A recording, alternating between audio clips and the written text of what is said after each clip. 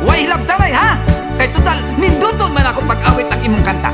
O sige, kay ayoon sa nagong kanta ka ng imong kanta. Ladies and gentlemen, this is an inverted story of Magellan and Lapu-Lapu long time ago. On March 16, 1521, when Magellan was discovered by Philippines, they were sailing day and night across the big island until they saw Istmo Limasawa Ocean. Magellan landed in Olongapo City to get some boricat. They were very happy,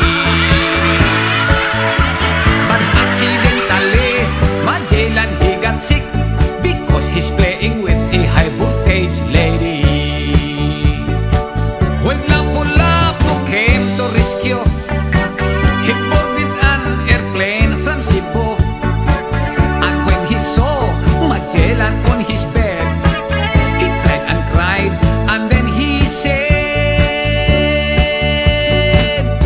Mitolo na, mitolo na. Bakit pare mitolo na?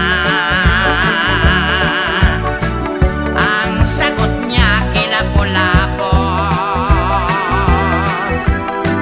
napaparaos lang ako.